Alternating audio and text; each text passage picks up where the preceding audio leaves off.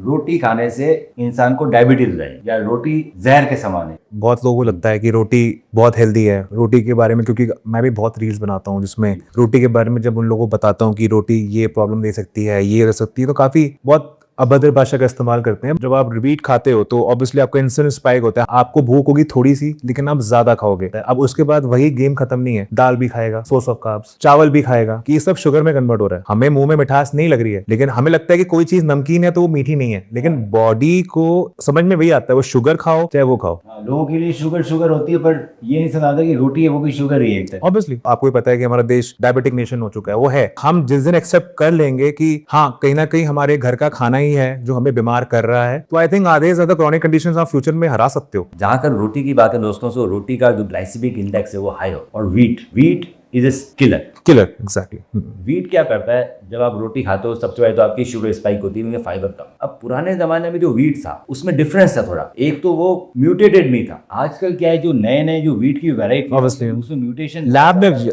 दया के उसको ऐसा मॉडिफाई कर दिया है। प्रोडक्टिविटी बढ़ाने के लिए उसमें फाइबर कंटेंट कम हो गया और दाना हो गया मोटा। पर अगर जो पुराने हमारे दादा दादी के जमाने में जो वीट आता था वो छोटा आता था, कम उगता था, उसमें बहुत फाइबर कंटेंट था और उतना सफेद नहीं था। जो कुट्टू का बोलते हैं, लाल पीट बोलते हैं पुराने वाले, वो कुछ कुछ स्पाइसेस, कुछ कुछ स्पीसीज कहीं कहीं बची थी, पर वो भी अभी बिल्कुल मिक्स, बिल्कुल हाँ उगाने ही बहुत, वो अच्छा था। ये खराब है।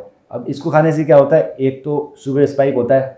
जैसे ही शुगर स्पाइक होगा बॉडी में, आपकी बॉडी क्या करेगी, इंसुलिन रिलीज करेगी। इंसुलिन रिलीज करेगी तो शुगर को कन्वर्ट करेगी फैट, तो मोटापा आएगा, बहुत सारी बीमारियां आएंगी। इसके साथ शुगर इन्फ्लेमेशन बढ़ाएगा। इन्फ्लेमेशन, ऑब्वियसली इन्फ्लेमेशन बहुत चीज़ों का। आप मोटे इसलिए क्योंकि आप इन्फ्लेमेशन आपकी बॉडी में बहुत ज़्यादा है। मैं तो सभी को ये कहता हूँ कि अपनी बॉडी का इन्फ्लेमेशन कम करो, उस पर काम करोगे तो आप ऑब्वियसली फैट लॉस होगा, सिंपल बात। एजिंग होगी तो रिंकल्स नहीं आएंगे, बाल भी झड़ेंगे, सब होगा। दूसरा एक और चीज है इसका, वो है ग्लूटन। तो जब हम ग्लूटन खाते हैं तो आपकी जो गट है ना वो लीकी हो जाती है। लीकी, हाँ। और लीकी एक दिन में नहीं होगी, खाते हुए तो रोज Consistent eating। पर बॉडी हमारी उसको रिपेयर भी करती है। एक बार रिपेयर करेगी, दो बार, रोज उसको दिन में 4 से 5 बार रिपेयर करा रहा हूँ, कितने साल तक रिपेयर करती रही। एक टाइम ऐसा आएगा जब उसकी लीकीनेस रिपेयर नहीं होगी। उस समय क्या होगा, जो भी हम खा रहे हैं, अब आपका गट एक प्रोटेक्टिव मेम्ब्रेन से कवर्ड है। एग्जैक्टली।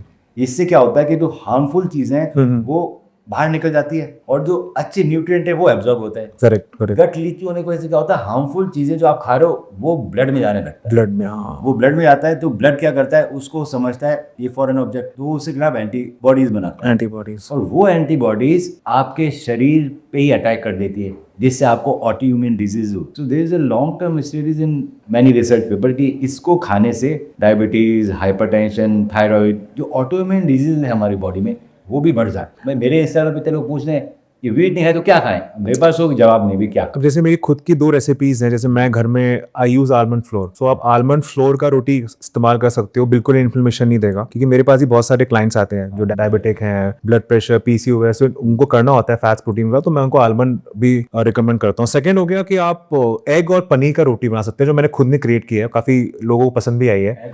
एग पनीर का रोटी आप बना दो। उसमें क्या है कि 2 एग ले लो आप और 100 ग्राम पनीर को ब्लेंड कर लो, और उसको जब आप उसको एज अ ऑमलेट बनाओगे या उसको चीला बनाओगे ना, कि आपको काफी अच्छा लगेगा फ्लेवर उसका। उसमें क्या है कि then you have fats also या प्रोटीन आल्सो, और वो बिल्कुल इन्फ्लेमेशन नहीं देगा आपको, और आपकी प्रोटीन, मैं कह रहा हूँ अगर आप वो एक रोटी खा लोगे ना तो 10 ग्राम प्रोटीन मिल जाएगा। I've been looking for support which can improve the same, and that's when I start taking reverse support muscle recovery, which is very important for me, especially when I have these IBD issues.